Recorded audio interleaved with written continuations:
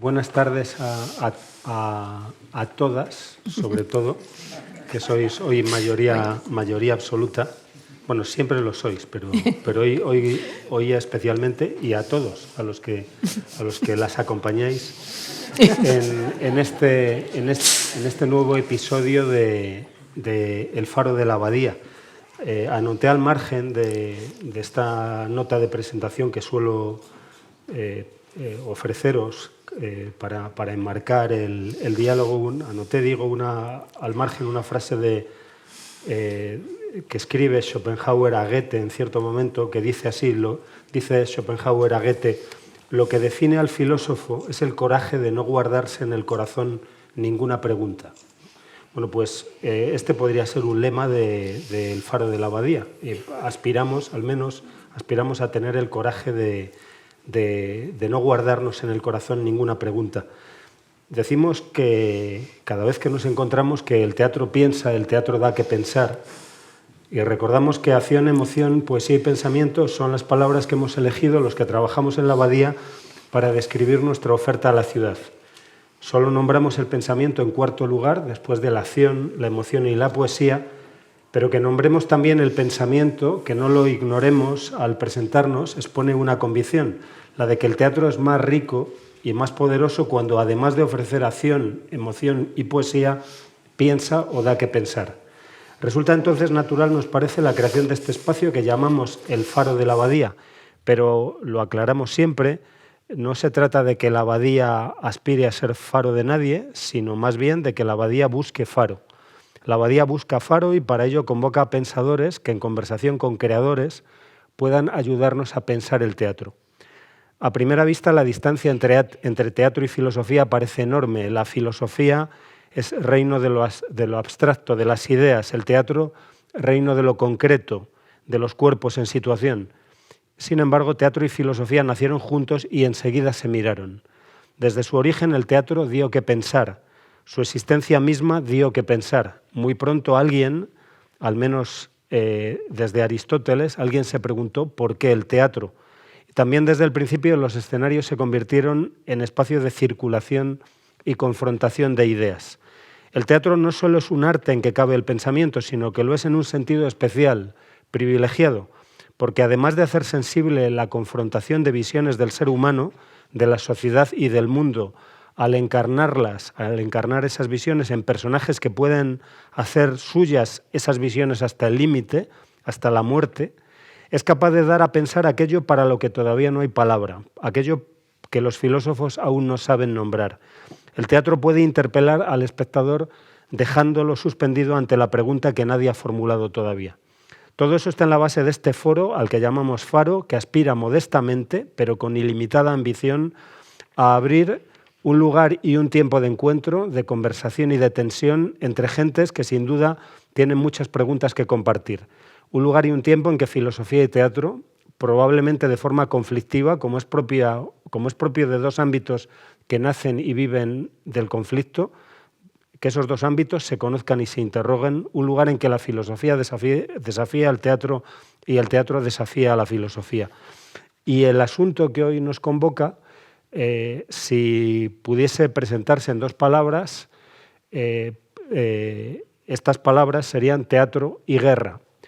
Pero quizá tengamos que afinar un poco más, porque de lo que se trata no es solo de la representación teatral de la violencia o de la guerra, sino también de la teatralización del horror en la guerra, de la teatralización del horror como arma de guerra. De forma más concreta, cómo eso sucede, cómo el teatro representa la violencia sobre las mujeres en la guerra, pero también cómo la violencia sobre las mujeres se convierte en un arma de guerra, se está convirtiendo ahora mismo en arma de guerra. Todo esto tiene mucho que ver con un espectáculo que estrenaremos que se estrenará en Madrid, se presentará en Madrid después de haberlo hecho en otras plazas a partir del 23 de febrero y que nos acompañará hasta el 2 de abril, un espectáculo, a mi juicio, importante que os recomiendo vivamente, titulado Hay alguien en el bosque, cuya dramaturga es Ana María Ricard y cuyo director es Joan Arqué, dentro de un empeño de un grupo que se llama Cultura y Conflicto, Cultura y Conflicte, que en este caso ha observado y ha explorado y ha llevado a representación acontecimientos que tuvieron lugar en la Guerra de Yugoslavia de 1992. Y quienes nos acompañan para hablar de eso y de otras cosas son dos personas muy importantes y para mí es una alegría y un honor poder presentároslas.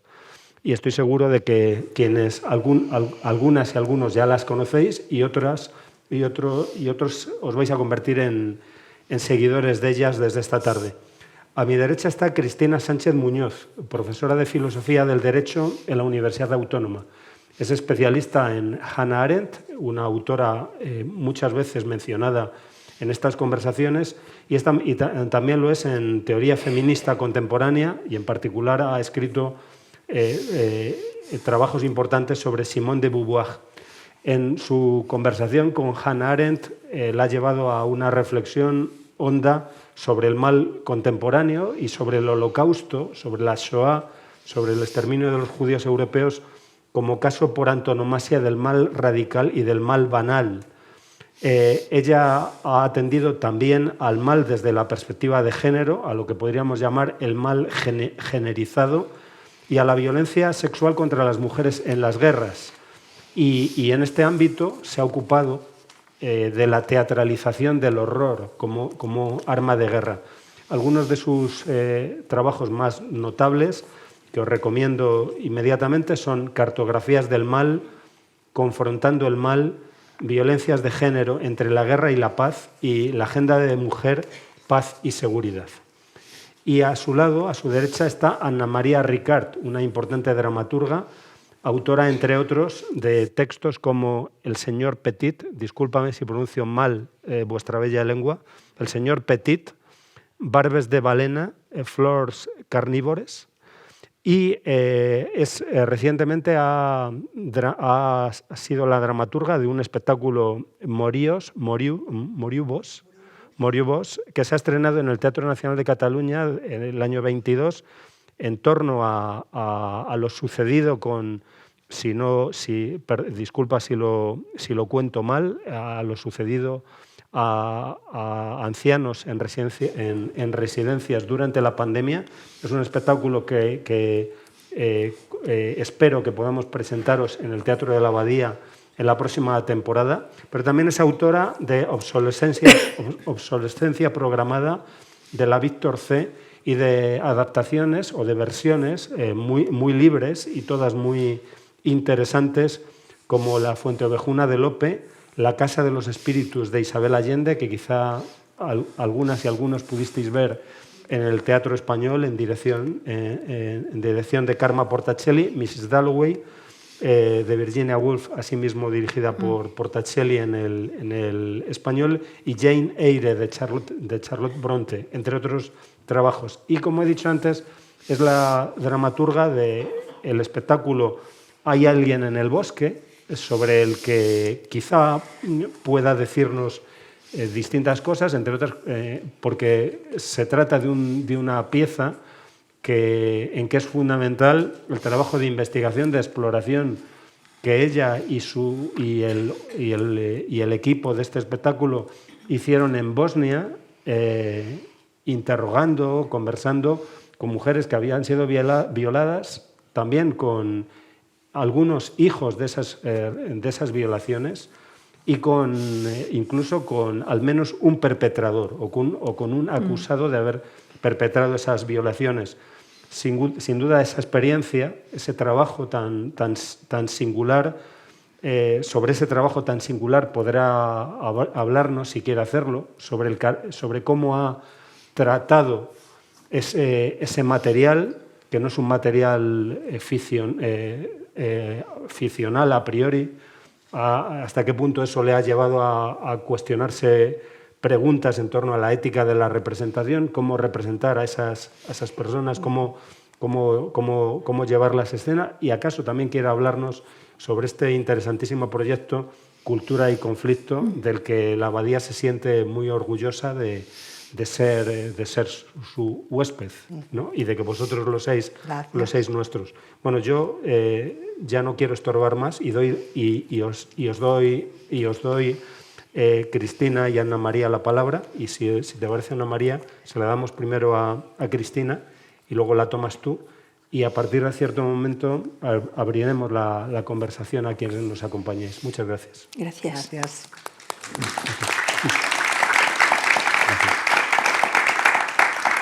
Bueno, buenas tardes. Muchísimas gracias, Juan, por la invitación a estar aquí con Ana María. Para mí es un enorme placer, y con todos ustedes que han decidido estar aquí escuchando acerca de la guerra en vez de estar en esta luminosa tarde madrileña.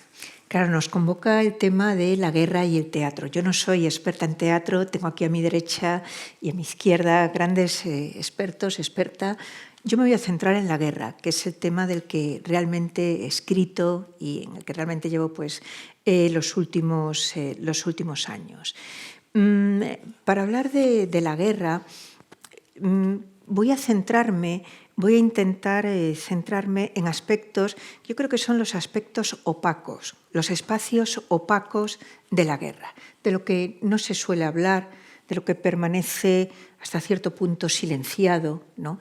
Y creo que es necesario, tal y como nos muestra la obra que va a presentar dentro de una semana Ana María Ricart, Hay alguien en el bosque.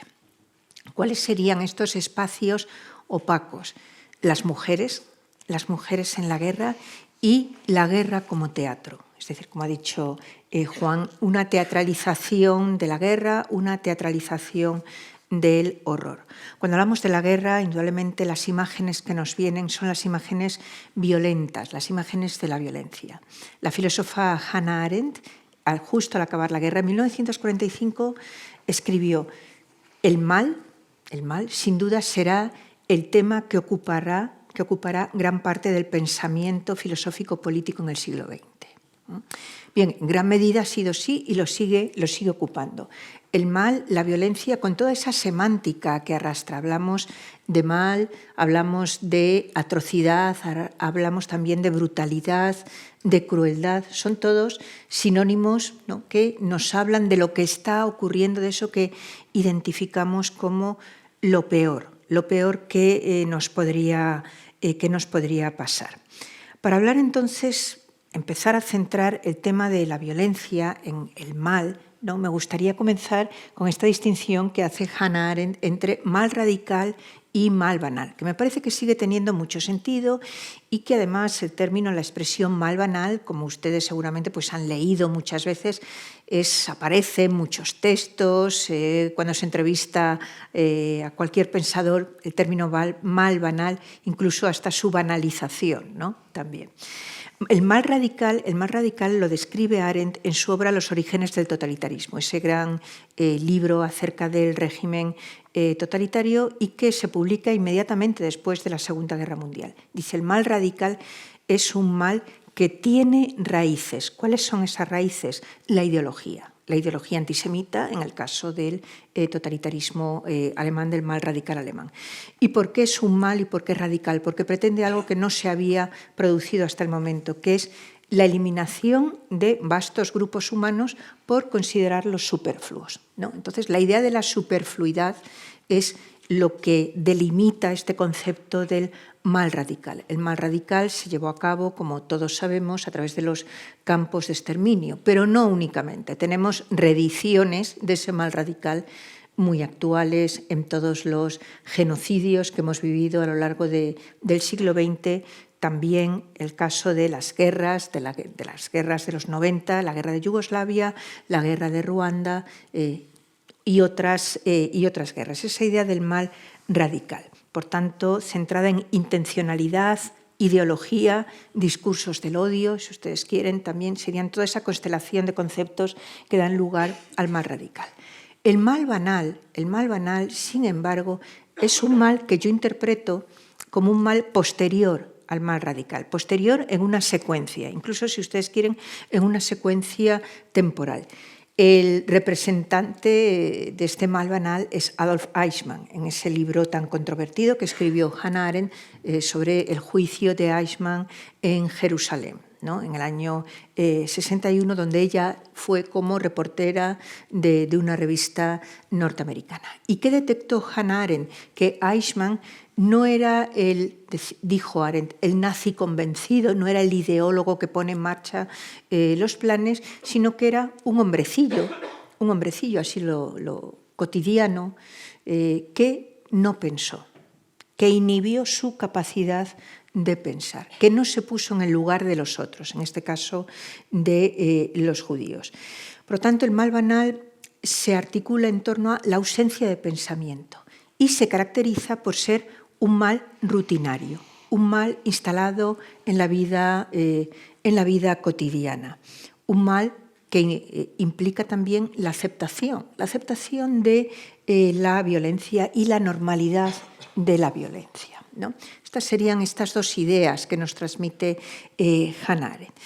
En las guerras, en los genocidios, en Yugoslavia, por lo general nos encontramos con los dos males, el mal radical y el mal banal. Es decir, nos encontramos con esa ideología eliminacionista, en el caso de Yugoslavia muy claramente, y también con esa aceptación rutinaria de la violencia que se revela, pues yo creo que de una manera muy clara en la obra que vas a presentar a través de lo que se llamaron los campos de violación en territorio de Bosnia, el territorio de la antigua Yugoslavia.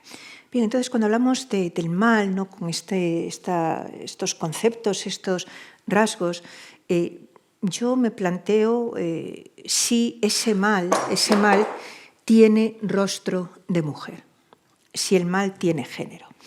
Tomo aquí ese título de la premio Nobel Alexievich, La guerra no tiene rostro de mujer. Ella escribe esta gran obra porque cuando relatamos las guerras, los contendientes, por lo general no incluimos a las mujeres combatientes. Ella hace toda una serie de entrevistas a las mujeres rusas en la Segunda Guerra Mundial. De ahí ese título, La guerra no tiene rostro de mujer. Aparece como heroicidades, en todo caso, entre varones, ¿no? Entre combatientes varones. Sin embargo, yo aquí lo que quiero trasladarles, a raíz de la obra Hay alguien en el bosque, es que la guerra tiene no solo rostro de mujer, sino que la guerra tiene cuerpo de mujer. La guerra se teje en el cuerpo de las mujeres. Mi cuerpo es un campo de batalla, como dijeron muchas de las activistas. ¿Cómo se da esta violencia? ¿Qué características tiene esta violencia contra las mujeres? Es una violencia fundamentalmente sexualizada. Estamos hablando de la violencia sexual, ¿no? En los conflictos armados, en las guerras. Se produce, sin embargo, una naturalización de esta violencia. Cuando los literatos, cuando la historia, cuando los mitos clásicos nos describen la violencia masiva contra las mujeres en las guerras, forma parte de ese botín de guerra. ¿Qué hacen los soldados cuando entran en una ciudad conquistada? Saquean las casas y violan a las mujeres. Está dentro de lo que constituye la guerra. Y aparece también de una manera pues, muy marginal. O sea, no forma parte del centro del conflicto, sino que queda en los márgenes del conflicto como, en todo caso, efectos secundarios, ¿no? Sin embargo, a partir de los años 90 de nuestro siglo, las dos guerras, fundamentalmente Yugoslavia y Ruanda, pusieron en el centro de la guerra el papel, el significado de la violencia sexual contra las mujeres. Es decir, de alguna manera se pasó de lo privado, de una interpretación de esa violencia como algo que ocurrió como una extensión de la esfera privada, a lo público político. Y, de hecho, los dos grandes tribunales penales internacionales de esa década, Yugoslavia y Ruanda, incorporan por primera vez en los años 90 y finales de los 90, o sea, fíjense qué cercano todavía, la violencia sexual como crimen contra la humanidad, como crimen de guerra, y posteriormente el Estatuto de Roma en el 98, que crea el Tribunal Penal Internacional, como genocidio, como parte del genocidio. Es decir, estamos hablando de una historia muy reciente. Entonces, esta violencia masiva contra las mujeres ya no es considerada como una violencia privada, sino profundamente vinculada al ámbito político. Pero esta interpretación la podemos dar, yo creo, si escarbamos un poco, si miramos un poco en las obras de teatro clásicas o en los mitos clásicos. Pensemos en las troyanas. Pensemos, Juan, algo que tú conoces muy bien, Hécuba, ¿no? Como esas figuras femeninas dentro de la guerra. O pensemos en el mito del rapto de las Sabinas, por el cual la fundación de Roma se hace sobre la violencia, el rapto, la violación de las mujeres de los sabinos. Es decir, cómo esa violencia es constitutiva de la propia comunidad política. No son meramente, por tanto, el vehículo de la furia de los dioses, sino que son el vehículo de la furia de los humanos, el vehículo de la furia de los varones. Lo que hemos visto en las guerras, me centro en las del siglo XX, es que esta violencia contra las mujeres, estas andanadas de violencia continuas, tienen un carácter estratégico. Y la estrategia es un mensaje de varón a varón. Es un mensaje que se realiza sobre el cuerpo de las mujeres. Es humillar al enemigo, es la victoria sobre el enemigo a través de la conquista del cuerpo de las mujeres. Es el genocidio, no solamente el genocidio físico, sino también el genocidio social, es decir, la eliminación de un grupo social a través de esa apropiación, esa rapiña, esa expropiación realmente del cuerpo de las mujeres de una comunidad determinadas. Este carácter estratégico de la violencia contra las mujeres creo que tiene también una característica importante hacia los propios perpetradores, hacia los propios violentos, y es que crea cohesión grupal cuando es ejercida, ¿no?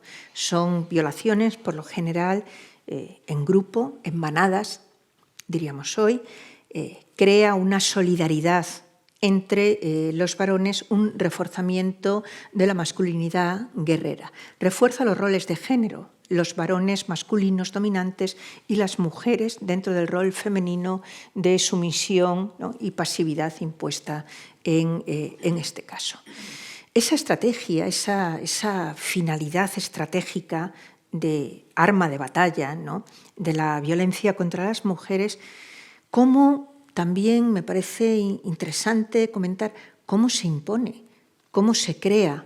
No todos los varones, obviamente, son violadores. ¿Qué es lo que crea, entonces? ¿Qué es lo que crea este ambiente? Lo crea, obviamente, el contexto violento de la guerra, pero lo crea, creo, algo también que pone de manifiesto la antropóloga argentina Rita Segato. Ella denomina una pedagogía de la crueldad. Rita Segato examina las guerras en Centroamérica. Analiza el genocidio de los mayas, por ejemplo, en Guatemala. De la misma manera que pensamos que la bondad, la virtud, se puede enseñar, también se puede enseñar la crueldad. Y esto se ha analizado así, por ejemplo, en grupos posteriormente de sicarios, de paramilitares, en Colombia, cómo se va aprendiendo, cómo se van dando los pasos en ese ejercicio de la crueldad, en una normalización de la violencia extrema, de una violencia extrema hacia otros, hacia otras en este caso.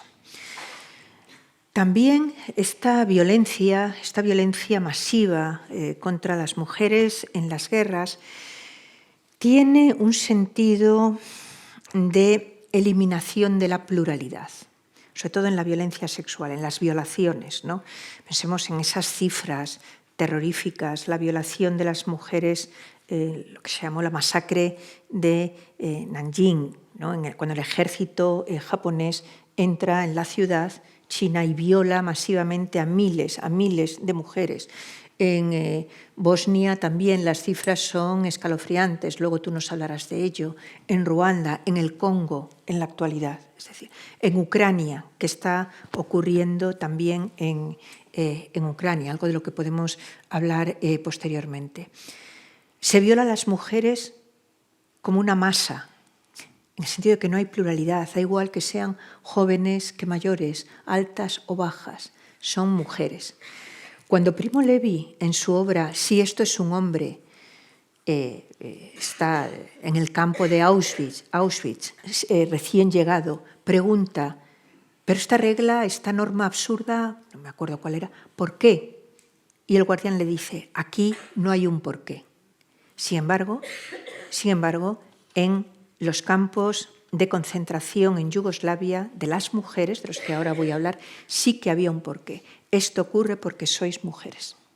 Esto ocurre porque sois mujeres, ¿no? Una identidad corporal, corpórea, compartida. Esto es lo que hace que esas mujeres sean internadas en los campos de concentración. Hablo de ellos muy brevemente. En el año, la guerra, 92, 93, en el año 95 tenemos ya las primeras noticias de los llamados campos de violación, como Omarska o Foka, donde las mujeres eran llevadas desde sus pueblos, sus pequeñas ciudades, en autobuses, a recintos cerrados, polideportivos, antiguos colegios, y eran allí detenidas durante meses, durante un año, más de un año, violadas repetidamente hasta que quedaban embarazadas. Eran los campos de violación. El propósito, la estrategia era que tuvieran los hijos del enemigo. La manera de desintegrar el grupo social del enemigo. Y con esto, aquí tenemos otra de las características muy relevantes de lo que ocurrió con esa violencia en Yugoslavia contra las mujeres, y es que se le dio un giro al significado de lo que es la natalidad, un giro al significado de lo que es la maternidad, porque se convirtió la natalidad en un instrumento de muerte.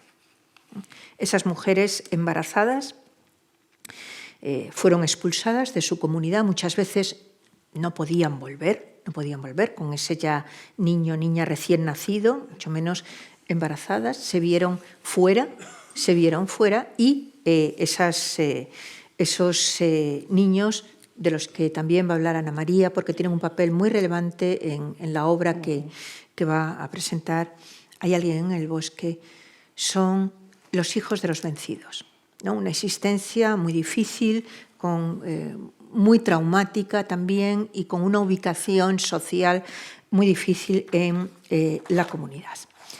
Bien, les dije que iba a hablar de la guerra como teatro, esa teatralización del horror. En la actualidad podemos contar cerca de 30 conflictos, en la actualidad, conflictos armados, muchos de ellos de muy larga duración, ¿no? Ya no es la guerra relámpago, si es que alguna vez ha existido la guerra relámpago, ¿no? Y los especialistas hablan del término las nuevas guerras, las guerras híbridas, guerras degeneradas también. Una característica que tienen es que se dirigen contra la población. Es decir, ya no es, por lo menos no únicamente, la guerra de los tanques del enemigo contra los tanques del otro enemigo, sino que se cruzan muchos otros elementos. Esos otros elementos es la apropiación de la población, ¿no? En el caso de Yugoslavia, el 90% de las víctimas fueron población civil. Para que se hagan una idea, en la Primera Guerra Mundial solo fue el 5%. Y en Yugoslavia ya es el 90%, ¿no? Estas nuevas guerras se caracterizan por su crueldad extrema. Esto también se vio muy claramente en Centroamérica. Una crueldad extrema que llevaba a la teatralización de la muerte como un espectáculo. Y aquí hay una diferencia que podemos marcar respecto al Holocausto, respecto a los campos de exterminio en Alemania y en Polonia. Y es que allí la muerte se ocultaba. No era algo que se produjera a la vista de todos, sino dentro de recintos cerrados, ¿no? En estas nuevas guerras, no, la muerte se produce delante de todos y se monta como un escenario, con testigos, con espectadores. masacres teatralizadas, por ejemplo, en Colombia, donde pues, los paramilitares entran en un pueblo, sacan a todos los habitantes a la plaza del pueblo y con música en los altavoces o con pequeñas orquestas, vallenatos, empieza la masacre, empiezan los actos, la atrocidad, ¿no? La atrocidad que tiene que ser contemplada por todo. Es mandar el mensaje del horror y del terror, ¿no? a la población. Si pensamos en este sentido, en las nuevas guerras como esa exposición teatralizada de la muerte, quiero traer aquí a colación lo que señala una filósofa italiana contemporánea, Adriana Cavarero. Adriana Cavarero dice que una de las características de la violencia contemporánea es lo que ella denomina el horrorismo, con este neologismo, del horror, el horrorismo. El horrorismo es producir horror, crear horror como parte intrínseca de esta violencia contemporánea. El horror unido o asimilado al espanto, a la repugnancia que nos produce. ¿Pero que nos produce a quién? A nosotros, los espectadores. Pensemos en los vídeos de ejecuciones del ISIS, por ejemplo. Va dirigido a un público, es decir, nos convierte en público este horror. Es la violencia extrema, dice Adriana Cavarero, contra el inerme, el que no puede defenderse, el que a su vez no puede responder con violencia a esa violencia. Nos demuestra la omnipotencia absoluta de otros sobre los cuerpos. Y es una violencia, además, en este sentido del horrorismo, que traspasa la propia muerte, deshumaniza incluso a los muertos, ¿no? El ejemplo es, bueno, hay una puesta en escena grupal de la muerte, de nuevo en Colombia, también casos muy estudiados de las masacres de campesinos cuando se mutilan, desfiguran los cuerpos muertos y se recomponen en figuras grotescas, donde ya se despoja de esa humanidad, esa teatralización, ¿no?, que conduce al horror, que manda un mensaje, ¿no?, a los supervivientes, etc. Y, por tanto, inmediatamente esta idea de la guerra como teatro nos traslada a la idea de un público, de los espectadores. Y creo que aquí la pregunta inmediata que surge es la complicidad. Hay una complicidad de los espectadores de esa violencia. Esto sería lo que Hannah Arendt seguramente llamaría el mal banal, ¿no?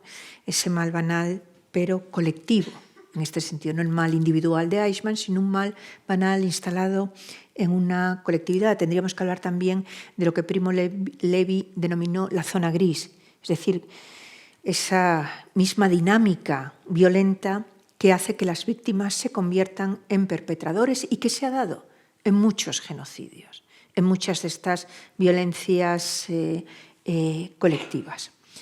Y, por último, si hablamos de la guerra como teatro, tenemos que hablar también de esa teatralización en la posguerra, una vez que la guerra se ha acabado. ¿Dónde?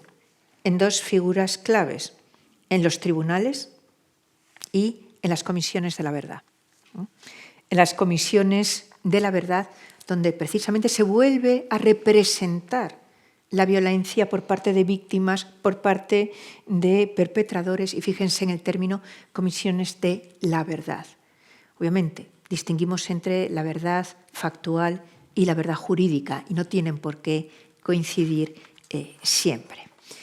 Por último, para acabar mi intervención y no quitar más tiempo al diálogo con Ana María, quiero plantearme el papel de la narración. Si estamos hablando de los espectadores, ¿no?, ¿qué ocurre cuando vemos obras como la que vamos a ver de Hay alguien en el bosque? ¿Cómo nos sitúa a nosotros como espectadores frente a esa narración? Traigo de nuevo aquí a Hannah Arendt, que nos decía: todas las penas, todo el dolor pueden soportarse si se ponen en una historia o se cuenta una historia sobre ello. El relato revela el significado de aquello que de otra manera seguiría siendo una secuencia insoportable de meros acontecimientos. Es decir, somos nosotros los espectadores los que vamos a dar sentido a esos acontecimientos, algo que en la mayoría de los casos los propios actores no encuentran el sentido a ello, pero nosotros sí.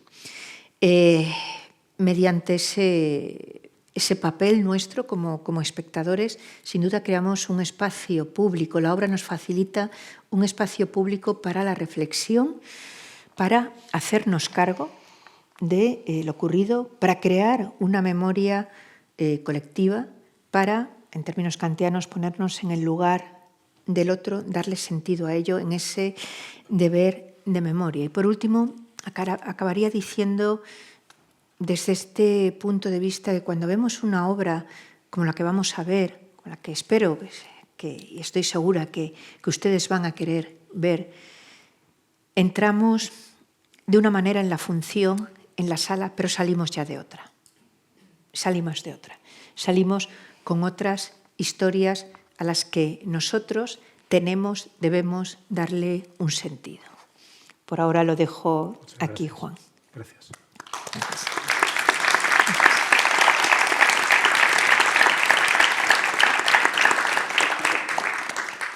Ana María. Gracias, buenas tardes a todos. Cristina nos hablaba ahora de la finalidad del teatro, de cómo entramos y cómo salimos de él, ¿no? Que si todo va bien, salimos transformados en algún sentido, y esto es lo que queremos también cuando vamos al teatro. Y una de las sorpresas que nos encontramos, el grupo, cuando viajamos por primera vez a Bosnia y Herzegovina para documentarnos para la obra de teatro, fue que durante el sitio de Sarajevo, por parte de las tropas serbias, en la ciudad nunca dejó de hacerse teatro. Nos lo contó Dino Mustafic, que es director de teatro y una de las almas del Festival Internacional de Teatro de Sarajevo. Durante los 1.425 días de asedio se hicieron 182 obras y fueron a verlas 500.000 de espectadores. ¿Por qué? ¿No? ¿Por qué los habitantes de una ciudad se vestían con sus mejores ropas y desafiaban las bombas y los francotiradores para ir al teatro?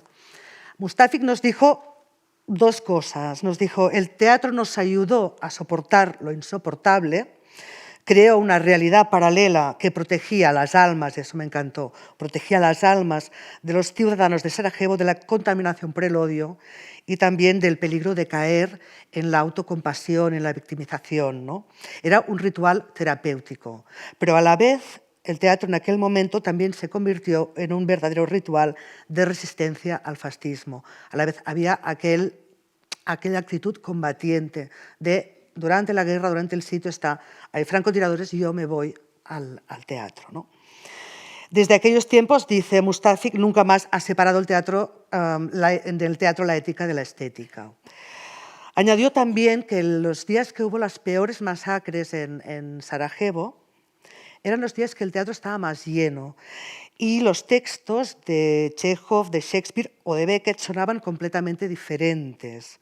Precisamente fue un Beckett lo que fue a montar la escritora norteamericana Susan Sontag en Sarajevo. Llegó ahí con la idea en la cabeza de dirigir Los días felices. Y se encontró en su primera visita con un director de teatro, Haris Pasovich, que le propuso que en lugar de Los días felices lo que debería montar fuera Esperando a Godot. ¿Por qué?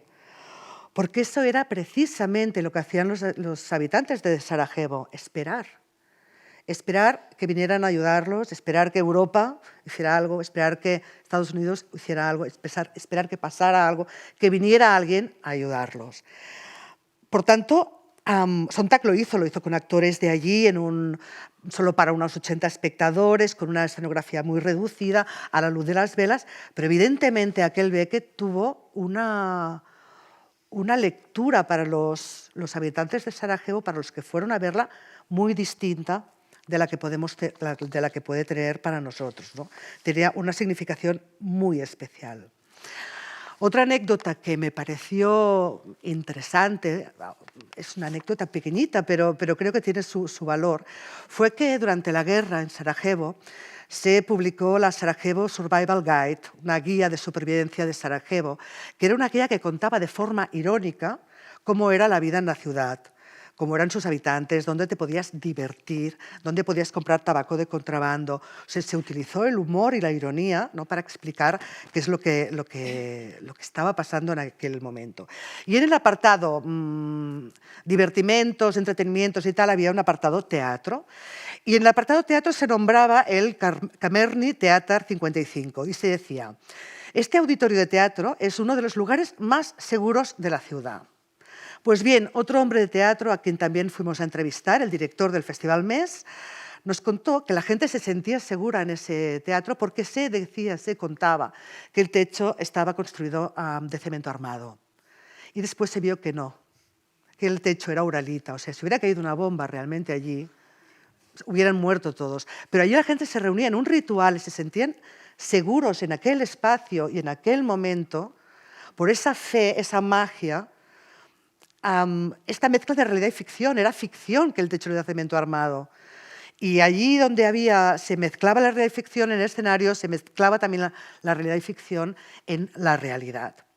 Estas fueron dos de las muchísimas entrevistas que fuimos a hacer en diversos viajes a Bosnia y Herzegovina con el equipo de Cultura y Conflicta, que somos un equipo de gente de distintas disciplinas, que nuestra intención es reflexionar sobre los conflictos a través de la cultura, sea la ilustración, sea el periodismo, sea el teatro, sea el cine o el documental. Pues bien, fuimos un montón de veces creo que fueron 7 u 8 veces a Bosnia y Herzegovina. En principio íbamos para captar el ambiente, para hablar con algunas de las supervivientes de violencia sexual de la guerra, porque queríamos hacer una adaptación de la novela como si yo no estuviera, de la escritora croata Slavenka Drakulic, que nombraba Cristina. La queríamos adaptar al teatro. Esa novela, como si yo no estuviera, narra precisamente, ¿no?, la violencia sexual, el hecho de un hijo nacido de una violación, etc. Entonces, esta era la idea inicial del director, Joan Arqué, ¿no? Y Drakulic había hecho centenares de entrevistas a mujeres víctimas de violencia sexual y una vez tuvo todo el material, ella no pudo hacer una obra de no ficción y consideró que la única manera que podía tratar aquello era haciendo una novela, una obra de ficción, y así lo hizo. Y así lo queríamos, y nosotros queríamos volver a coger esa novela y trasladarla al teatro. Y nos fuimos a Bosnia, ¿para qué? Pues yo como dramaturga, fuimos capitaneados por una periodista, por Teresa Turiera y Puigbó, que ya hizo todos los contactos, hablamos con asociaciones de mujeres, hablamos con mujeres supervivientes de la violencia sexual, con hijos de estas violaciones, con exmilitares, con un criminal de guerra, con gente que trabajaba a favor de la paz, con exmilitares. Hablamos con un montón de gente. Y la brutalidad de los relatos hizo que finalmente... No, la brutalidad no, lo digo mal. La generosidad de estas mujeres y de estas personas regalándonos sus historias hizo que finalmente una noche, en Sarajevo por la noche, claro, las entrevistas durante el día eran muy difíciles muchas veces. Salíamos con el corazón encogido de allí, ¿no? Y por la noche nos íbamos a cenar todo el equipo y charlábamos muchísimo de lo que habíamos visto, de lo que nos había parecido esa entrevista y tal. Y una noche yo planteé a Joan, al director, y a todo el equipo por qué, en lugar de hacer una adaptación de la novela de Drakulic, creábamos un texto nuevo, ¿no? Teníamos mucho material y aquellas mujeres y aquellos jóvenes nos habían regalado sus historias. La periodista Teresa ya había decidido que quería hacer un documental audiovisual que se podrá ver aquí en el Círculo de Bellas Artes el día 17 o 18, ahora no lo sé seguro, pero que se podrá ver. Y yo pensé que nosotros también podíamos hacer una obra de teatro a partir de esas entrevistas. El 17. El 17, viernes, pues. ¿no? Gracias. En el Círculo de Bellas Artes. Exacto. Y habrá también un debate después. Entonces, escogimos hablar con mujeres supervivientes de los 3 grupos en conflicto. Fuimos a hablar con una mujer de origen musulmán, una de origen serbio y otra de origen croata. ¿Por qué? Porque se produjeron violaciones en todos los bandos. y por eso pensamos que no era justo hablar solo de las mujeres musulmanas, aunque sí queríamos y queremos subrayar que el 90% de las violaciones que se produjeron en Bosnia fueron violaciones sistemáticas, como decía Cristina, contra las mujeres musulmanas por parte de los serbios para terminar con un pueblo, que era el pueblo musulmán. Pero nosotros quisimos hablar con ellas, porque en el fondo de lo que estamos hablando es de la violencia contra las mujeres en las guerras, y la sufren todas las mujeres, seas del lado que seas. Y, como decía Cristina, fueron violaciones sistemáticas y el cuerpo de la mujer era a la vez campo de batalla y arma de guerra. La idea era subir al escenario las historias de esas mujeres y de los hijos que nacieron de las mujeres violadas, pero a la hora de escribir la obra a mí se me planteó el primer dilema, que era, ¿puedo yo explicar mejor que estas mujeres lo que significa, lo que les pasó? El teatro, en este caso, para nosotros era palabra. Escogimos que fuera esta obra queríamos que fuera textual para explicar esas historias, ¿no? Pues, ¿qué palabras mejores podía utilizar yo que las propias de las mujeres? De ahí surgió la opción que fueran sus mismas palabras las que resonaran desde el escenario. Y las transcribí. ¿Y qué pasó? Pasó que en el escenario, si vais a ver la obra lo veréis, las mujeres hablan como nos hablaron a nosotros. Hablan con sus dudas, con sus errores. Fueron dos, ¿no? Y después dice, no, pero los tres se marcharon. Y tú dices, pero no eran dos, con sus olvidos. Porque esto también es una manera de mostrar estas historias. La memoria que nos hace ante el horror muchas veces, borrarnos cosas, transformar la historia, hacerla un poco más vivible. Y a esas mujeres les pasaba esto. Y era curioso porque con los actores, cuando estábamos ensayando, había actrices o actores que me decían, oye, aquí mi personaje dice que eran dos personas y 2 páginas más allá dice que eran 3. Yo les decía, no lo vamos a corregir, porque es el retrato de su mente, es el retrato de cómo la mente intenta...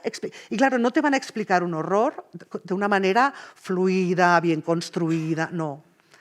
Entonces, quisimos dejar las palabras de estas mujeres con sus imperfecciones, con sus contradicciones.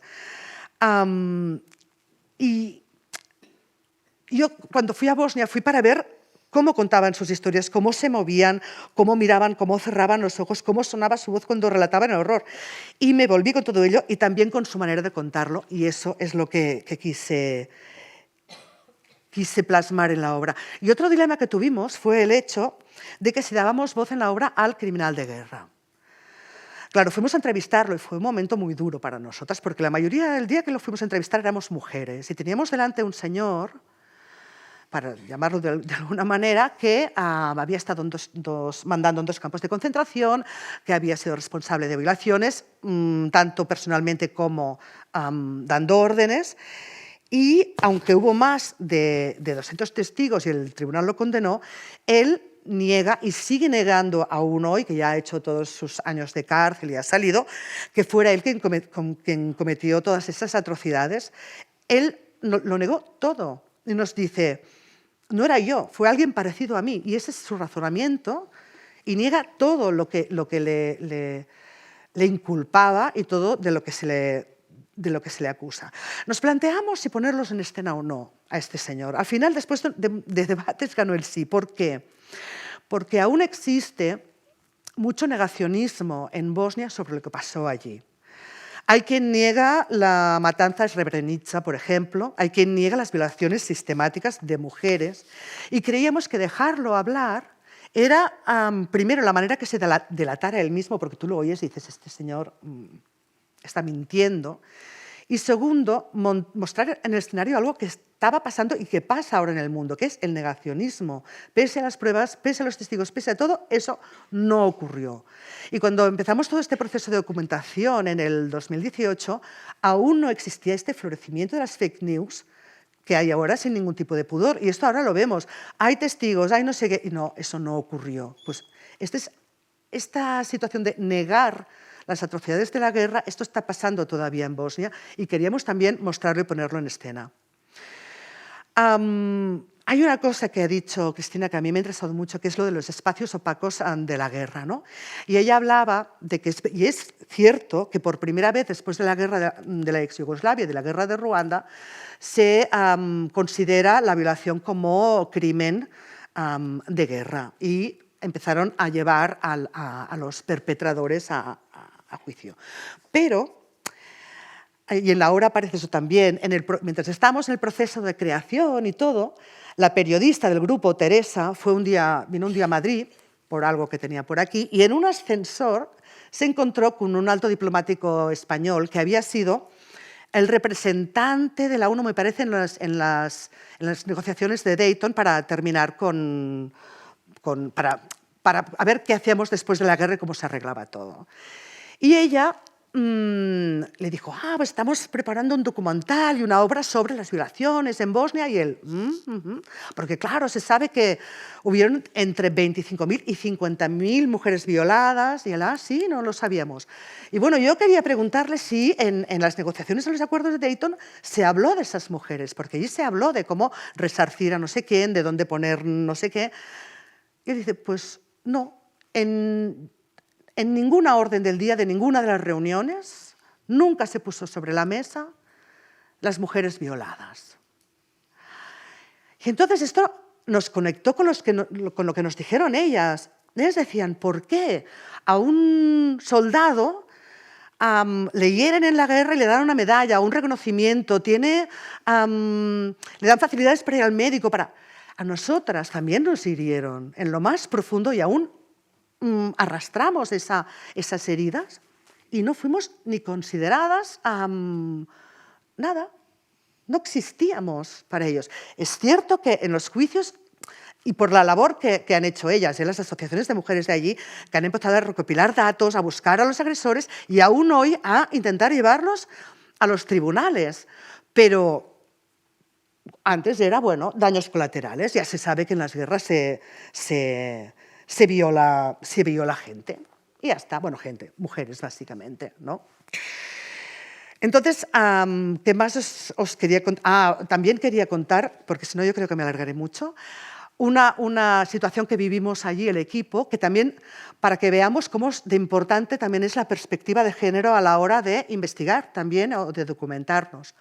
Estábamos con Milica, que es la mujer serbia a la que violaron soldados croatas, y ella nos había dicho que sí, que hablaría con nosotros, que accedía a que la entrevistáramos y tal, y fuimos todos para allá, pero éramos como 8 o 9 personas.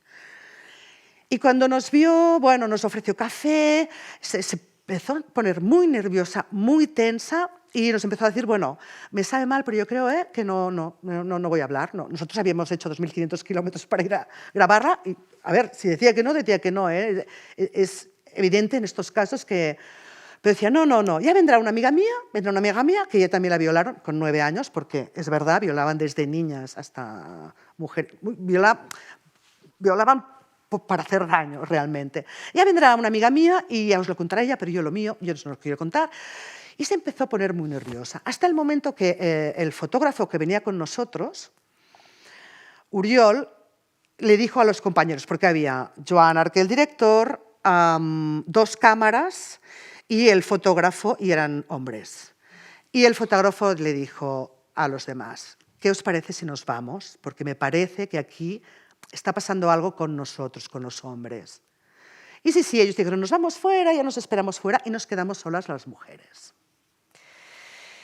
Y allí se produjo como una catarsis en Milica, que empezó a hablar, pero por los codos de lo que le había pasado, de la rabia que tenía, de todo, lloraba, se atragantaba de todo lo que nos quería contar. Y estuvimos 2 horas con ella, y al final de todo, cuando se calmó, dijo, vale, ahora ya pueden entrar y ahora ya puedo hacer la entrevista. Pero tenía razón Oriol, eran 4 tíos allí, a los que ella no conocía, eran hombres, lo siento. Evidentemente no todos los hombres son los violadores, pero para ella en aquel momento contar algo que le había sucedido, que la habían violado y habían sido hombres, y éramos unos desconocidos y además había hombres y ahora yo tengo que contar que me violaron, le supuso una violencia a ella que hasta que no vio en el plan que íbamos, hasta que no estuvimos charlando con ella 2 horas, hasta que no, los hombres se fueron y creamos como una especie de lugar de seguridad, no nos pudo contar lo que le había pasado. Después sí, y con los chicos ha tenido una buenísima relación y después nos fuimos a pasear con ella y con sus nietas, pero hubo un momento de mucha tensión por esta razón, porque, bueno, habían sido hombres los que la habían violado, evidentemente. Os contaría más cosas de la dramaturgia, pero me lo salto. Solo quería decir que por qué escogimos hablar, ¿no?, de las violaciones durante la guerra en Bosnia, una guerra que terminó, se supone, hace 30 años. Pero no, la guerra para estas mujeres no se ha terminado todavía, para sus hijos tampoco. Aún ahora hay jóvenes, ya son 30añeros, ¿no?, que descubren que son hijos de violaciones. Porque sus madres, hasta que la abuela, por ejemplo, o el abuelo no se murió, no lo dijeron. Porque era una sociedad, y es una sociedad muy patriarcal, donde las mujeres violadas eran estigmatizadas. O sea, encima, ¿no?, a una de ellas le decía su madre: eres la vergüenza de la familia. Eres la vergüenza de la familia. Esa mujer vivió casi toda su vida encerrada en casa, sin salir, y hasta que no se murió su madre, no le pudo decir a su hija: tú eres fruto de una violación, por eso no conoces a tu padre. Por eso no... Y lo decía ¿por qué contamos lo de Bosnia? Porque lo que cuentan ellas ha ocurrido siempre, como decía Cristina, y ha ocurrido siempre. Ocurrió también en la Guerra Civil Española, que quizá lo de las violaciones es uno de los aspectos que menos se ha trabajado. Y ocurrió aquí, y hubo también nacimientos de hijos de mujeres que habían sido violadas, ¿no? Ha ocurrido siempre y seguirá ocurriendo a menos que, me pregunto. Yo a veces pienso que a menos que nada. No tengo en este sentido ninguna fe en la especie humana de que cambiemos. Y lo vemos, la semana pasada leí en el periódico una entrevista a la comisaria europea de Interior, Ylva Johansson, que denunciaba que los rusos han utilizado la violación como arma de guerra también de forma sistemática contra los ucranianos, las ucranianas. Que el número de mujeres ucranianas violadas ha crecido exponencialmente durante el año, un poco más del año, que llevamos de guerra. Dicen, sí, estamos haciendo centros de ayuda en muchas regiones de Ucrania para las víctimas, y contaba ella también, y muchas de esas víctimas son niñas, como en Bosnia. Estamos igual 30 años después. Es así. Gracias.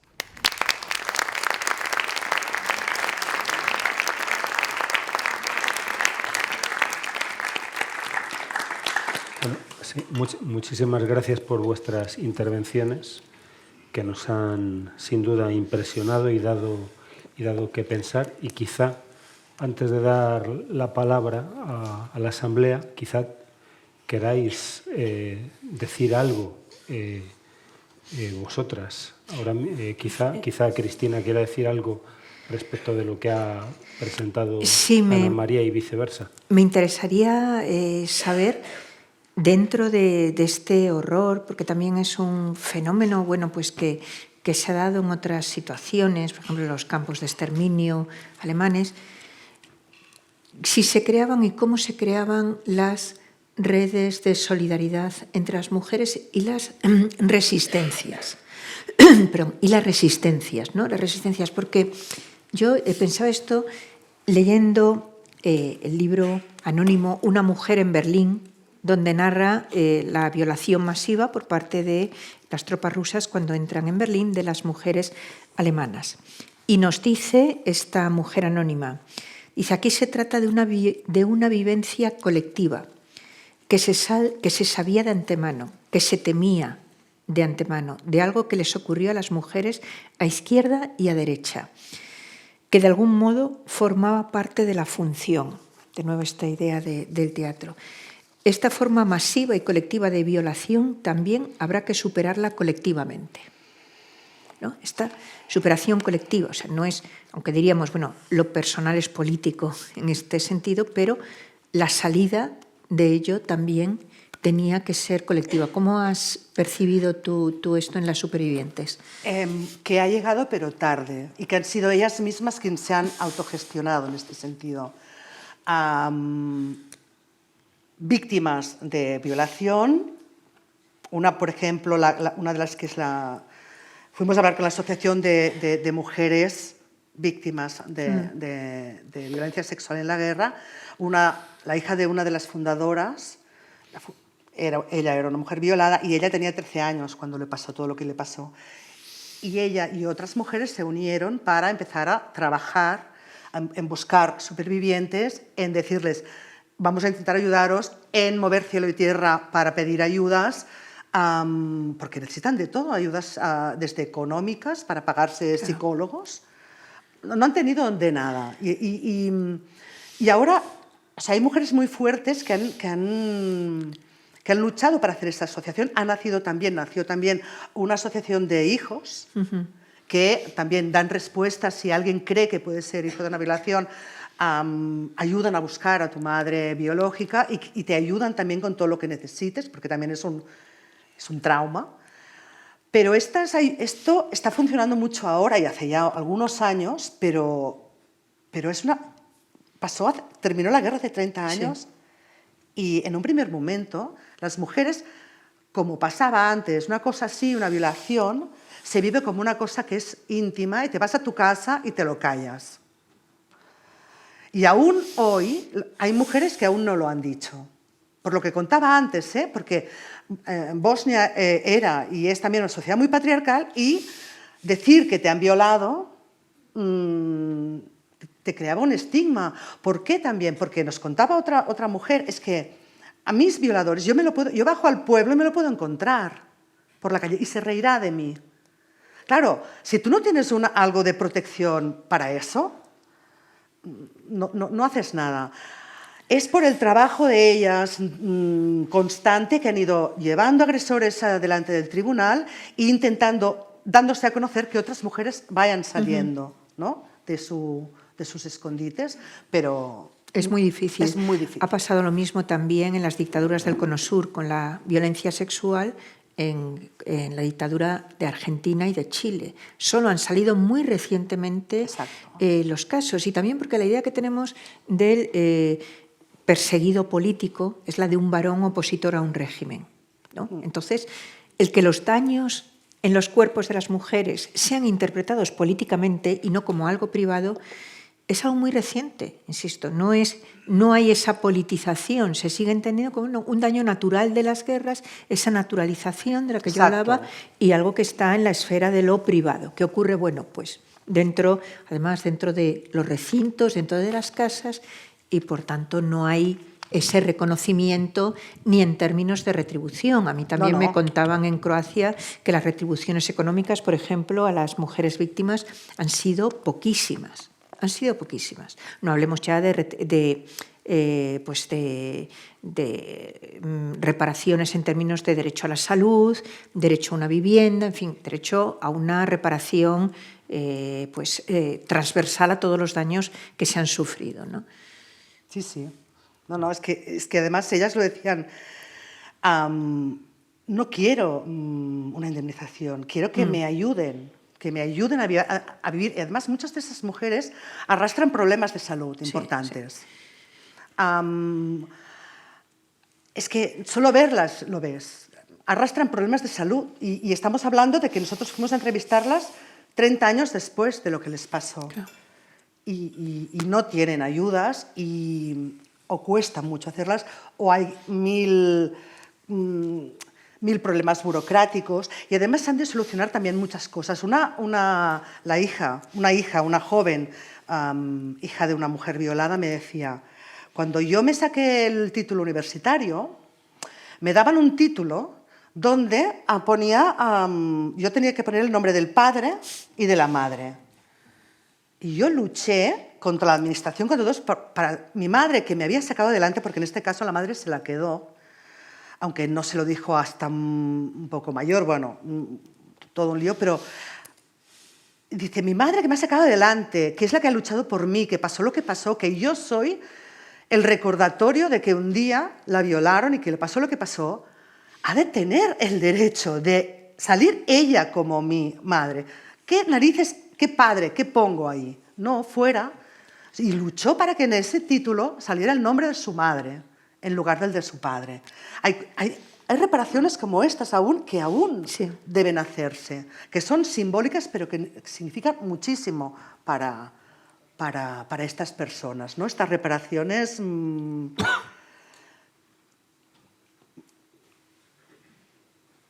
Muy bien.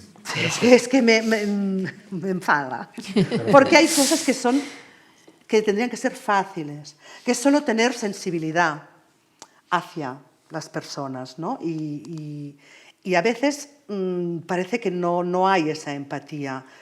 Quizás, hablando antes con Cristina, ¿no? Nos preguntamos qué puede aportar el teatro a eso, ¿no? ¿Es una mera denuncia?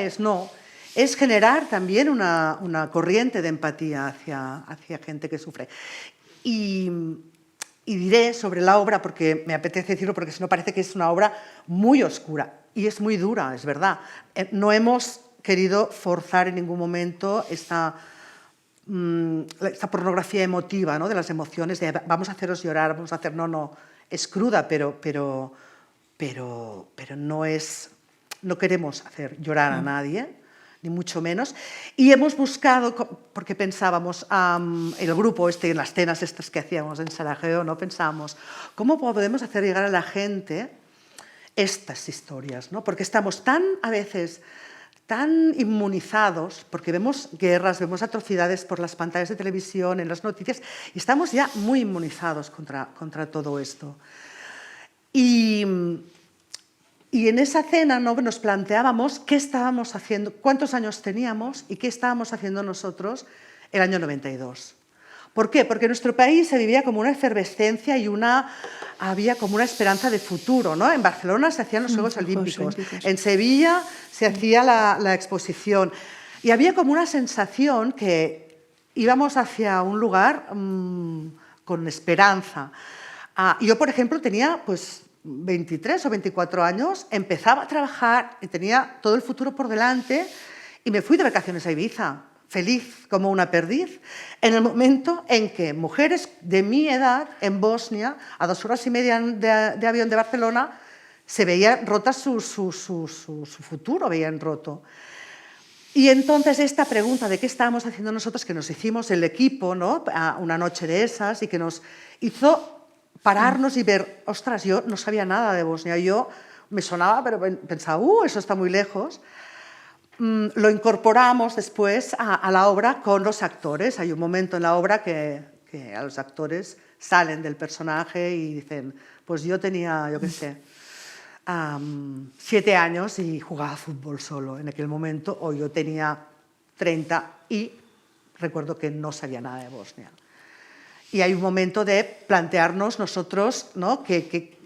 Plantearnos qué hacíamos en aquel momento nos conduce a plantearnos qué hacemos, por ejemplo, ahora que hay esta guerra en Ucrania y que está pasando lo que siempre pasa. Y no sé si... Yo quería preguntarle a Cristina también, a mí me ha interesado mucho lo de los espacios opacos, ¿no? Que tienen todas las guerras. Si ella cree que aunque ahora ya se habla de violaciones en Ucrania, no hemos tenido que esperar 25 años, si sigue hablar de ello, soluciona algo o es una excusa, como ya hablamos, ya está, ya qué buenos somos todos un poco. Bueno, yo no creo que estamos hablando tanto de esto. Creo que son noticias muy aisladas las que estamos viendo. Yo creo que una esfera pública europea, en este caso, tiene que ser muy consciente de lo que está pasando no solo los varones, sino las mujeres, ¿no? Y ese daño específico de género que están sufriendo en este momento. O sea, ese sería el primer paso, el tener esas narrativas. Lo mismo que nos pasó con la guerra de Yugoslavia. ¿Cuándo supimos de los campos de violación? Mucho después. O sea, uno de los primeros libros que se publica con entrevistas sobre el tema es del 96, si no me equivoco. Entonces, bueno, y costó, y lo mismo hubo el negacionismo, no, esto en realidad no es así, no puede ser, no. Entonces, bueno, esto yo creo que es necesario y me temo que no estamos informados de todo lo que les está ocurriendo a las mujeres, porque les está ocurriendo. Les está ocurriendo ahora. Les está ocurriendo ahora. Sí. No, porque siempre me pregunto, ¿no? A veces estamos en una sociedad que nos si ya vemos algo que es verdad, esto es una injusticia, ya nos parece que hacemos algo por ello. Pero no estamos haciendo. Exacto. Yo creo que no estamos haciendo, es mi opinión, ¿no? O sea, pero un primer paso, de todas maneras, es fundamental, es saber los relatos de lo que está pasando. ¿No? Y de nuevo, somos nosotros como espectadores de la tragedia que se desarrolla ante nosotros, pero no solamente en Ucrania, en las muchas Ucranias que hay ahora mismo. Y estamos viendo tragedias continuamente en el Mediterráneo, en las costas de Canarias. ¿No? Sí, es que las vemos cada día. Y nos quejamos y hacemos obras de teatro y yo me pregunto si, ya sé que no es suficiente, pero si somos una sociedad que ya nos quedamos tranquilos condenándolo solo y nos falta esa segunda parte que sería la acción de alguna manera, que somos me da la sensación que a veces no sé explicarlo, yo voy a ver tu obra que has escrito porque se queja de esto y tú vas a ver la mía y ya está. Y qué buenos que somos, ¿no? Y qué progresistas y aquí se queda todo. Y no sé qué faltaría o qué más podría hacer el teatro o la filosofía para llegar al punto de la acción y no quedarnos en las palabras y en sentirnos bien porque hemos ido a ver una obra que trata de estos temas. Bueno, es algo que a veces me pregunto si es útil, quizás esto es una época negativa, pero si es útil o no es útil en este sentido a lo que estamos haciendo. Muchas gracias, Ana María. Sí, vamos a daros la palabra a quienes queréis tomarla. Yo tengo dos preguntas que tienen que ver simplemente con algunas cosas que se han dicho y las formularé, pero inmediatamente antes de pediros respuesta daré la palabra a quienes quieran tomarla. Una primera pregunta que tiene que ver con algo que se ha dicho es ¿por qué el teatro y qué da el teatro? En la medida en que si partes nada menos que del testimonio filmado de una mujer violada, ¿qué ofrece el teatro si luego presenta ese testimonio en boca y cuerpo de una actriz o de un actor que no vivió esa experiencia? ¿Qué está ocurriendo ahí? ¿Y por qué eso tiene primero, por qué eso tiene una legitimidad? Y en segundo lugar, ¿por qué tiene un valor? Y a Cristina quería interpelarla desde este lugar balbuciente, ¿no? Mi maestro Reyes Mate, a quien también conoces, siempre dice, y a mí eso nunca deja de resonarme, que el deber de memoria es ante todo un deber de razón o un deber de pensar. Es decir, de lo que se trata no es simplemente de poner una plaquita o hacer una conmemoración, ¿no? de algo que sucedió, sino de plantearse por qué lo impensable, sin embargo, sucedió. Y y por qué no fue previsto y evitado y en qué medida eso nos puede hacer pensar, revisar nuestro entorno y a nosotros mismos. Creo que no es insignificante el hecho de que aquello de que estamos sobre todo hablando esta tarde sucedió, como ha recordado Ana María Ricart, a 2 horas y media de vuelo de Barcelona. Es decir, Europa vuelve a colapsar. Estamos hablando del año 92.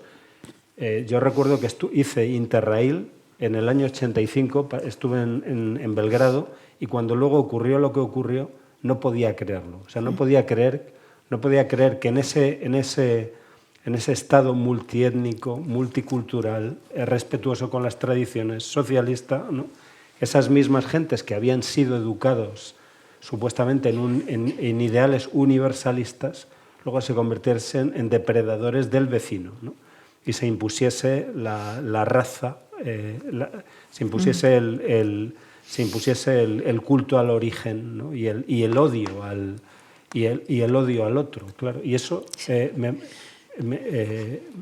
me da que pensar, y me pregunto si eso podría tener algún valor, por ejemplo, en nuestras escuelas, simplemente en nuestro modo de conversar. Pero estas son preguntas que no quisiera que contestaseis, si queréis hacerlo, antes de que escuchaseis algunas otras, porque veo ahí algunas manos levantadas. Y luego, si queréis, recogéis. Hola. Hola, ¿qué tal? Hola. Bueno, gracias a las dos, porque creo que nos habéis sembrado un montón de preguntas y de reflexiones, y a Juan. Yo, estaría hablando toda la noche, pero hay una cosa que se me ha quedado, Ana María, en el proceso de trasladar todos estos testimonios y usar sus propias palabras y encarnarlas en cuerpos. Me pregunto si en esas incongruencias de las que hablas, si en esa sintaxis, en la propia forma como está construido, ¿no?, las intérpretes, al encarnarlo, han podido descubrir algo que se os había escapado. ¿Me explico? Algo que tiene que ver con la estructura, ¿no? Porque hay una especie de neurociencia física ahí que nos construye, ¿no? No es lo mismo escuchar que encarnar. Entonces, me preguntaba si las intérpretes te han aportado algo en ese sentido. Sí, mira, ahora nos hacían una entrevista estábamos con Ariadna Gil hablando, y Ariadna, para preparar su personaje, vio las horas y horas de entrevista que le hicimos a Nevenka, que es la mujer que ella encarna, y ella siempre dice que no ha querido. Yo creo que esto es común de los actores que representan las actrices que representan a las 3 mujeres, ¿no?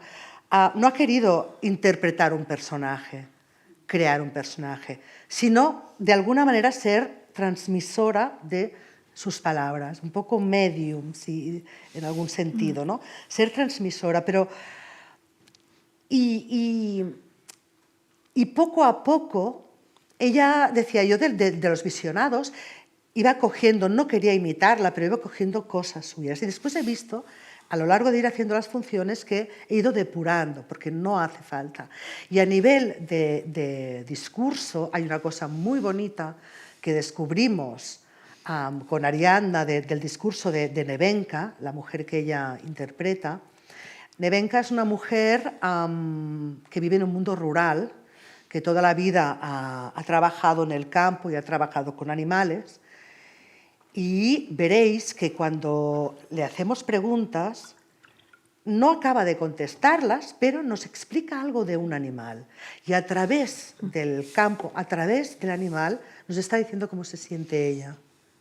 Eso es precioso, y eso yo pensaba, qué bonito, yo hubiera podido crear un personaje que hablara así, porque es una manera de hablar preciosa, y habla así una persona. Los mecanismos también de evasión. Exacto. No hablo de mí, pero sí hablo de la pobre vaca que quisieron robar y a la que pegaron y se sentía, no sé, ¿sabes? Y con eso nos está diciendo cómo se siente ella.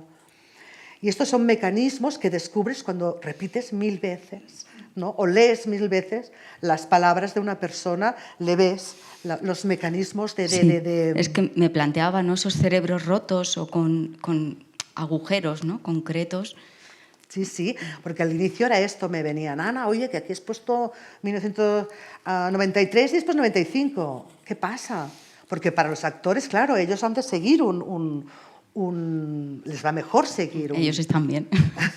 y esas disrupciones, ¿no? Es como, ¿qué está pasando aquí? ¿Qué le pasa a mi cerebro? Y como actores su trabajo también ha sido más complicado por eso, porque había veces que no seguían, sino que el cerebro salta, repite lo de antes, se equivoca, ¿no? Y ha sido un proceso muy interesante también para ellos. Muchas gracias. ¿Quieres decir algo? No. Sí. Hola, buenas tardes, muchas gracias. Me he quedado con lo que planteabas, Cristina, del mal banal, ¿no? Porque me parece que, de alguna manera, experiencias como esta, más allá de lo que supone poner en pie la obra y transmitirla, y que quien lo pueda ver, pero poder hablar hoy aquí de todo esto, o por ejemplo, como algunas de las experiencias que se están haciendo en este momento en el teatro, de, por ejemplo, que vengan alumnos de colegios a algunas de las representaciones y que puedan saber algo acerca de lo que está pasando, a mi entender me parece que permite hablar, poner palabras a todo esto, ya desde momentos de chicos que, por ejemplo, están muchas veces no saben ni siquiera de lo que ha pasado en la posguerra, ¿no? Y recordaba, por ejemplo, el otro día me hablaba una profesora que el Día de la Mujer había tratado de hacer un trabajo con sus alumnos acerca de, para poder conversar con ellos acerca del Día de la Mujer, y que de repente se quedó fatal porque incluso por parte de algunas chicas empezaron a decir ¿y el Día del Hombre cuándo es? Y entonces ella de primeras se quedó así muy... O sea, porque me parece que esto es como un ejemplo del mal banal, de estos espacios opacos donde todo esto, o sea, que haya habido muertes de mujeres por parte de hombres queda borrado, ¿no? O, por ejemplo, todo esto que vosotras estáis transmitiendo, ¿no?, con vuestro testimonio y con la dramaturgia esta. Entonces, yo creo que sí, que aunque sea un poco, sirve, ¿no? Que esta amiga me decía que luego en el pasillo se encontró con un chico y que entonces le empezó a preguntar algunas cosas y ahí ella le empezó a hablar más en directo con él y que verdaderamente poco o mucho yo creo que sirve muchísimo. Y os agradezco mucho estas conversaciones, agradezco al Teatro de la Abadía que esta experiencia del Faro de la Abadía, porque me parece que es fundamental. Gracias. Muchas gracias. Gracias a ti, gracias a todas vosotras y vosotros por estar hoy aquí, porque estamos reflexionando colectivamente sobre esto. Y yo creo que más que nada es también el poner nombre al daño, el poner nombre a la violencia, algo que no hacemos. Hemos nombrado violencia de género, por ejemplo, yo creo que en el término que tú decías, frente a esa banalización, efectivamente, ese mal banal, ¿no?, que permite la ocultación de las violencias, que permite la ocultación de las víctimas, la ocultación de la vulnerabilidad, en definitiva, ¿no? Entonces, yo creo que este primer ejercicio de nombrar que estamos haciendo aquí, gracias a la intervención de Juan del Faro, es ya muy relevante. Antes Juan preguntaba, bueno, cuál es la relevancia de la filosofía y del teatro, ¿no? Para pensar. Yo creo que nos hace, y creo que lo estamos haciendo aquí ahora, ponernos en el lugar del otro, ponernos en el lugar de las otras, hacer ese ejercicio de imaginación reflexiva que nos permite traernos aquí, trasladar aquí esos daños, esas violencias de otras personas. No es un ejercicio meramente de mímesis, porque no puede serlo. Lo de la paradoja del testigo que habla Reyes Mate, no podemos ser testigos de aquellos que ya no están, no podemos usurpar, ¿no? Tenemos que ser muy cuidadosos en no hacer esa usurpación, en este caso de las mujeres que realmente sufrieron el daño y nosotras hablar por ellas. No, no es eso. No es eso. Yo creo que esta es, ¿no?, la idea. Pero sí que nos hace pensar como espectadores qué sentido tiene eso y dotarle de un sentido. Y ahí es donde yo lo conecto con el deber de memoria, Juan, que tú decías. Ese deber de memoria yo creo que es exigible a los espectadores, pero nunca a los actores de la obra. O sea, las víctimas tienen todo el derecho a no perdonar y a no recordar. Y nosotros, como espectadores, sí que somos los que tenemos que hacernos cargo de esos daños que otros han sufrido y que pueden querer olvidar y están en su derecho, ¿no? Esto es un poco lo que quería marcar. Y al hilo de lo que dice Cristina y contestando también lo que preguntaba Juan, ¿por qué, ¿no? ¿Qué valor tiene ponerlo en un escenario cuando tenemos unas grabaciones y hay un documental? Pues por eso mismo, porque el teatro, por lo que tiene de ritual, por lo que tiene de arte viva, por lo que tiene de encontrarnos, de reunirnos, hace que sea más fácil empatizar, sea más fácil que se produzca algo en el espectador y en el actor, puede que también, que haya una es persona delante de persona, te transforma muchísimo más que ver algo a través de una pantalla. Y en este sentido, las actrices que suben al escenario para ser portadoras de este discurso tienen muy claro que provocan esto, porque no ellas, sino el discurso de esas mujeres. Y verlo dicho, y verlo encarnado, tiene un valor muy importante, porque de alguna manera es verdad, es real. Cuando hay por medio la pantalla, siempre parece, es como si la pantalla fuera una capa que ficciona a veces a las realidades.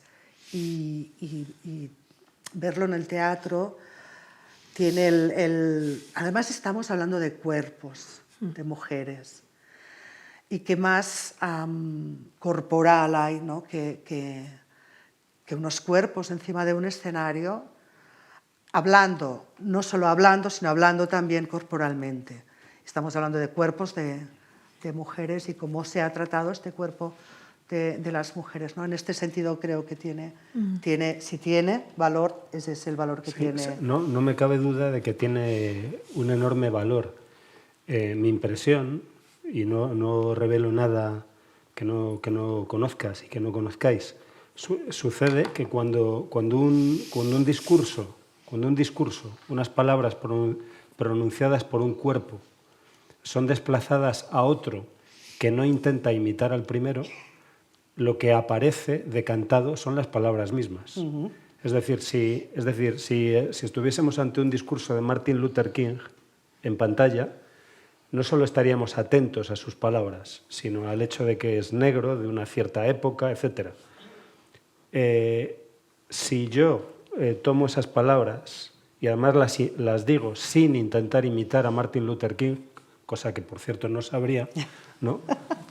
Lo que aparecen son las palabras de Martin Luther King. Y eso tiene alguna importancia. Y creo que tiene alguna importancia precisamente que estamos hablando solo de palabras, pero nada menos que de palabras. Estamos hablando de que Nevenka o quien fuere necesitó que se fuese Uriol y Joan y demás, pero lo dijo, ¿no? Lo dijo y de pronto esas palabras no solo quedan en el documento, sino que os convierten a vosotros, a vosotras y vosotros en testigos y a nosotros también. Exacto, Y finalmente cargamos con una responsabilidad, porque la cuestión es qué hacemos con eso. ¿Qué hacemos, después de que hemos sabido eso, ¿qué hacemos con eso?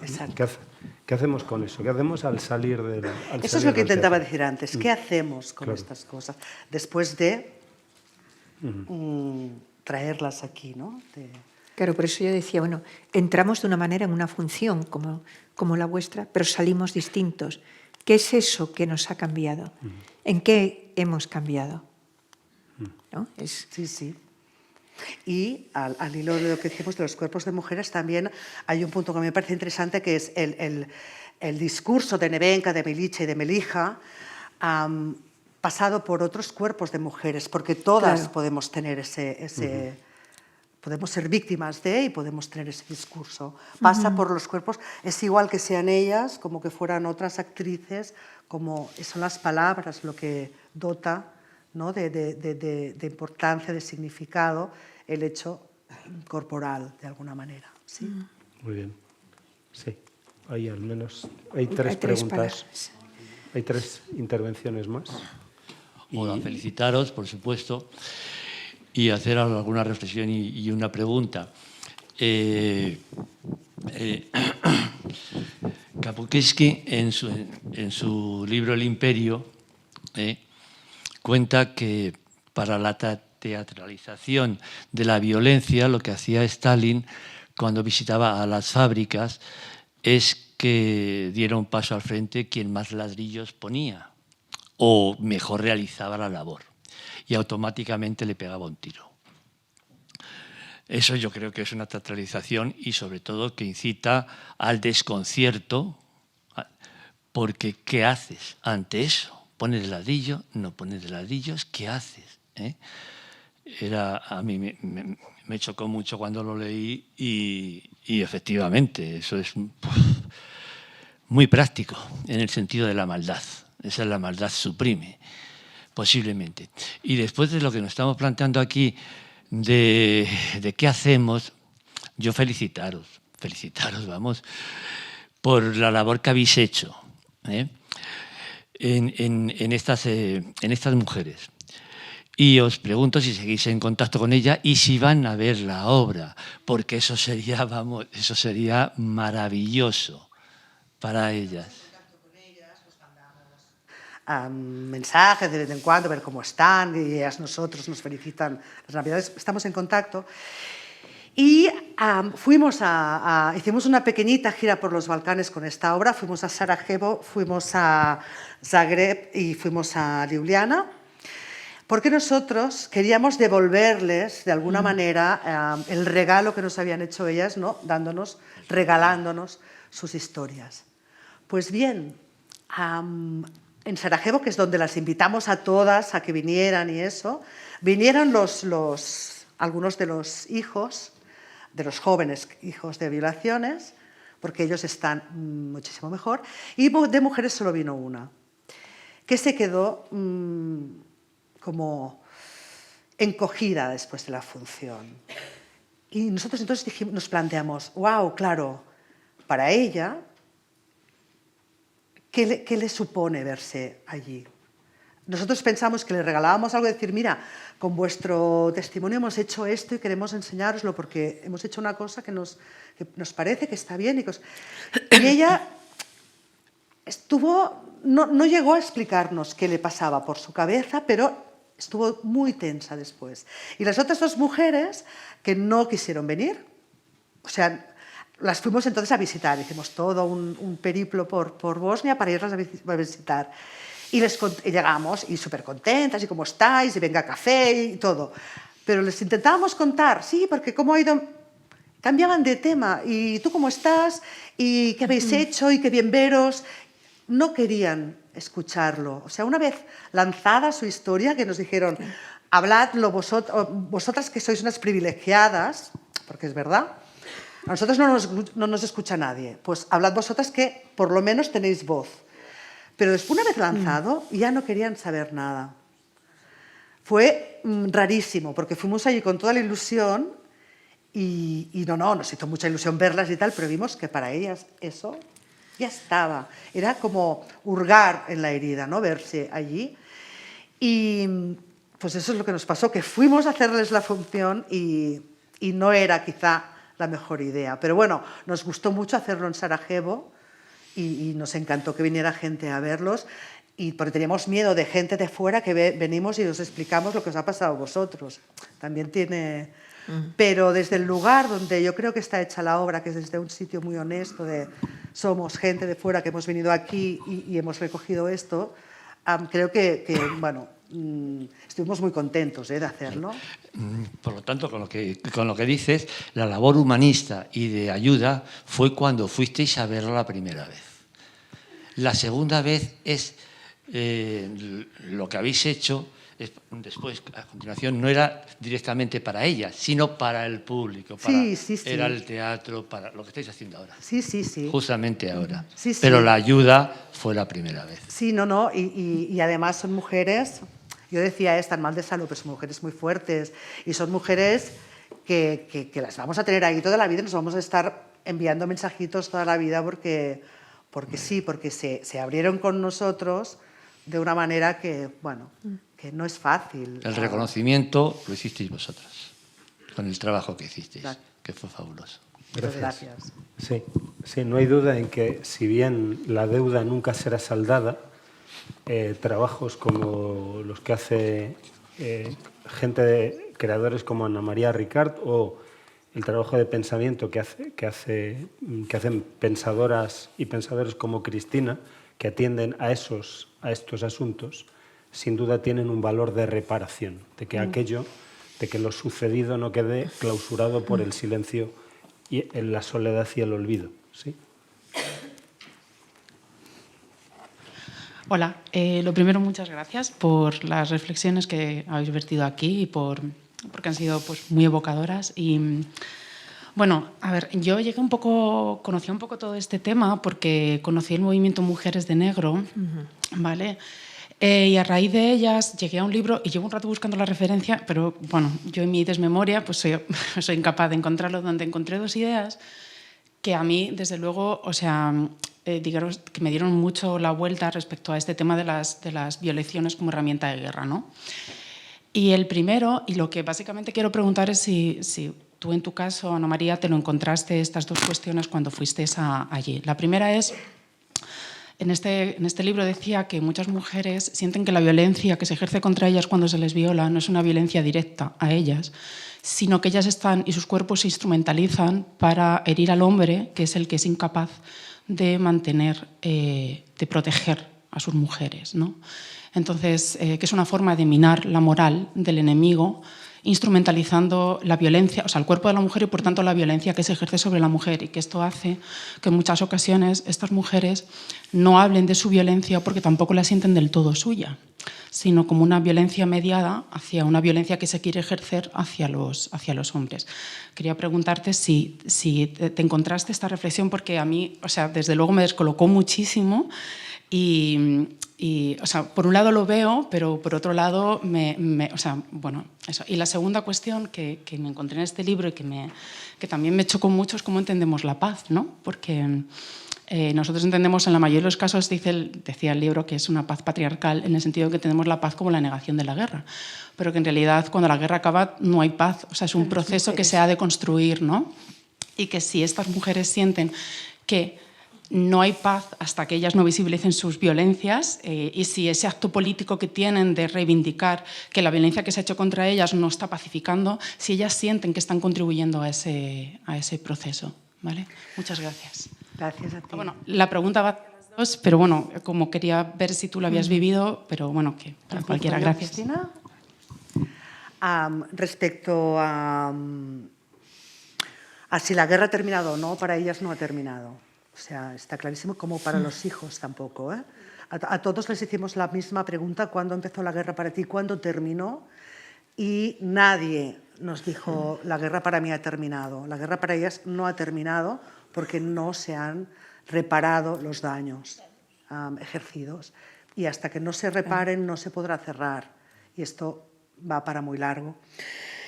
Y lo que decías antes, yo no me lo encontré. O sea, esta es una reflexión, ¿no? de violamos a las mujeres para humillar a los hombres, entonces destrozamos el tejido social de este pueblo si humillamos a las mujeres, humillamos a los hombres, las mujeres tienen hijos del enemigo y esto es la manera de destruir un pueblo.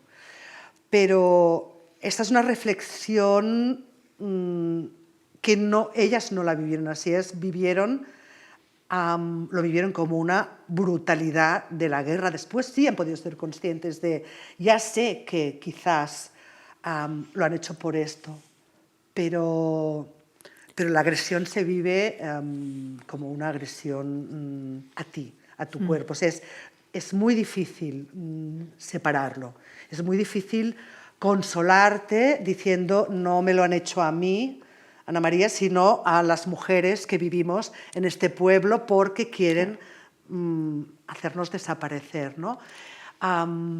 Ellas tienen heridas de guerra, su cuerpo tiene heridas de guerra y son muy reales, las físicas y las psíquicas, ¿no? Y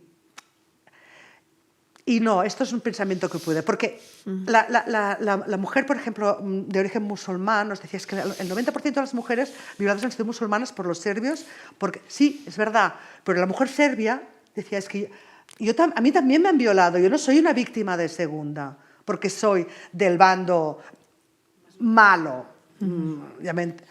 Y la mujer de origen croata igual, o sea, a ellas les daba igual, es que me da igual. ¿Por qué yo tengo que ser una víctima? La mujer serbia nos felicitó porque íbamos a hablar con ella. Porque dice, es que nosotras ya de las violadas, somos las que, bueno, son serbias, pues ala, como si se lo merecen, ¿no? De alguna manera. Es muy fuerte, pero no, este distanciamiento yo creo que es una cosa racional de después, en todo caso, o de un pensador, pero no de ellas. Ellas sí que, para ellas la guerra está en su cuerpo y estará siempre, también. Y de hecho las narrativas de supervivientes dice eso. Por ejemplo, el título del libro de Slavenka Drakulic es Como si yo no estuviese. Como si yo no estuviese. O sea, tener que hacer ese recurso de alejamiento de tu propio cuerpo para no poder, para no sentir que están haciendo el daño directamente sobre ti, ¿no? Y luego lo que dices de la paz.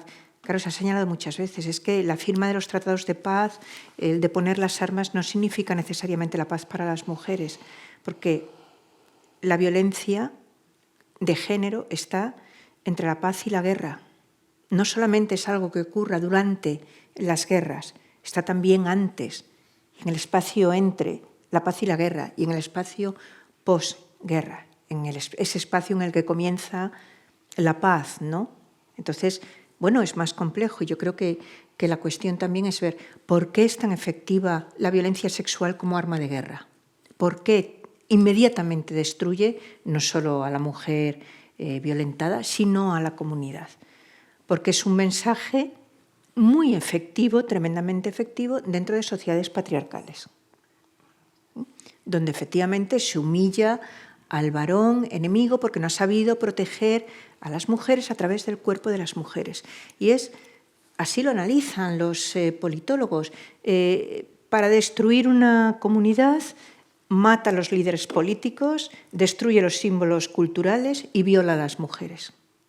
Y la comunidad se ha disuelto, se ha desintegrado, ¿no? Entonces, es tremendamente efectiva porque se produce dentro de sociedades que admiten ese papel de sumisión de la mujer al varón. Y en este sentido es interesante, una de las protagonistas nos contó que al cabo de un tiempo volvió su marido de donde estuviera y que el marido le decía a Nevenka, ¿cómo te has dejado hacer esto? No, y lo cuento como un ejemplo, pero es que le pasó a más mujeres. ¿Cómo pudiste? Como si tuviera alguna culpa ella. Y que después intentaron volver a vivir juntos, él por la guerra pues, se dio a la bebida y decía, y me pegaba y me violaba. Es que la violencia de género está, y es como decías tú, está entre la paz y la guerra, después de la guerra, y por todas partes de alguna manera, ¿no? Y ella nos llegó a decir una cosa que a mí me impactó mucho, que es, me hizo más daño igual mi marido que la violación durante la guerra. Después, al final, se lograron separar, pero ella eso lo vivió como, no como normal, pero son cosas... No, mira, le preguntamos, ¿no? Pero esto de tu marido, bueno, cosas de la guerra, él volvió que estaba mal y cosas que pasan en la guerra. Pues no, señor. Y lo decía una mujer, ¿eh? Cosas que pasan en la guerra. Pues no, tenemos que terminar con eso. No son cosas que pasan en la guerra, ¿no? Muy bien.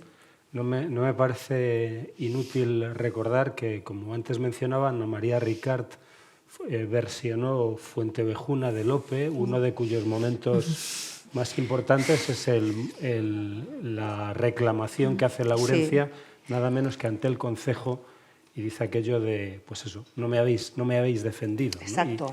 Y creo que algo tiene que ver con aquello de que se está hablando y de cómo el comendador, hollando ese cuerpo de mujer, está destruyendo una comunidad, ¿no? Vamos con la última pregunta, porque había... ¿Sí? No, con mucho gusto la...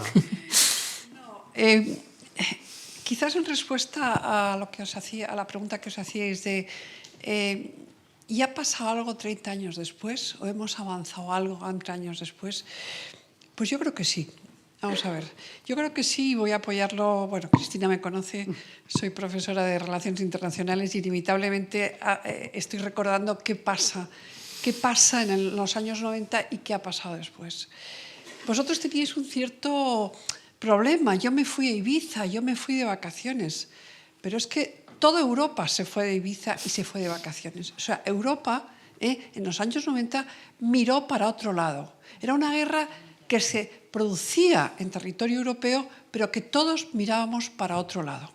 No me voy a poner aquí a relatar las razones por las que, pero tuvo que ser la OTAN, tuvieron que ser los americanos los que propiciaran la conferencia de paz de Dayton en el año 95.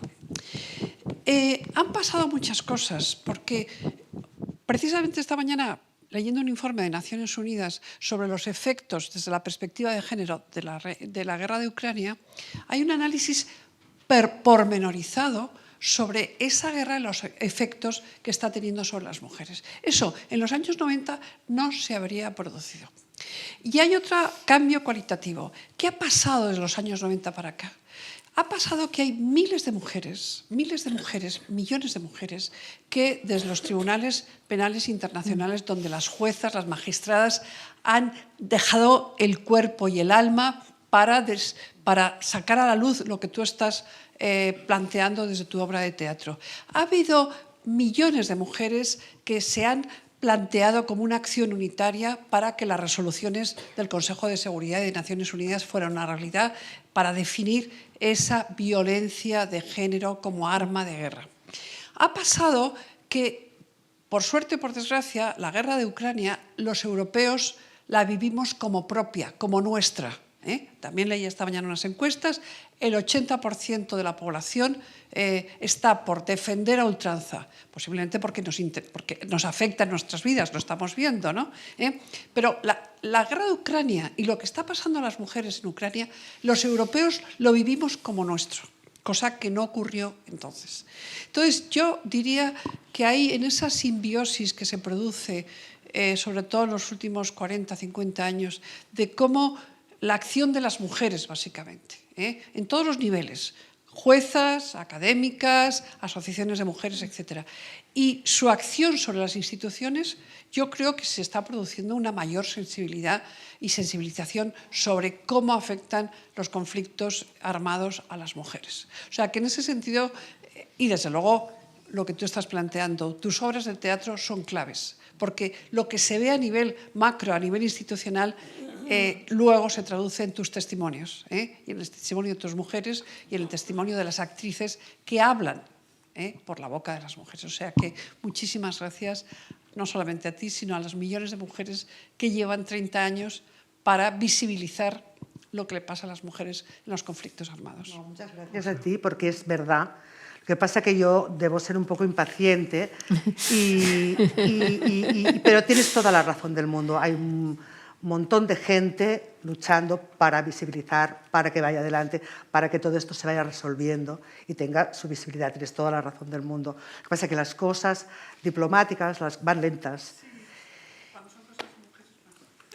Y quizás bueno, eso, que debo ser impaciente y hoy me ha salido mi lado más de ¿por qué no se soluciona nada más esto? Pero tienes toda la razón del mundo. ¿Quieres decir algo? No, nada más que sí, también me sumo a la impaciencia de Ana María, pero también desde el reconocimiento de toda esa acción colectiva internacional y transnacional de mujeres, que efectivamente nos ha llevado a reconocimientos y nos lleva, pues bueno, a, yo creo que una situación distinta a la que era en los años 90, pero nos queda mucho por hacer. Y bueno, yo creo que un espacio como este, desde nuestra modestia, también estamos pues alentando, ¿no?, esa conciencia pública, ese deber de memoria, de una memoria inmediata, de lo que ahora mismo casi no podría llamarse de memoria, porque es de lo que ahora mismo está ocurriendo, ¿no? Muy bien, pues vamos a acabar aquí. Creo que hemos asistido a una conversación extraordinariamente rica, interesante y fecunda. Lo ha sido gracias a vuestra buena escucha y a vuestras interesantes preguntas y desde luego gracias a la enorme generosidad de Ana María y Cristina. Y a todas y a todos os esperamos en el Faro de la Abadía. Muchas gracias. Muchas gracias.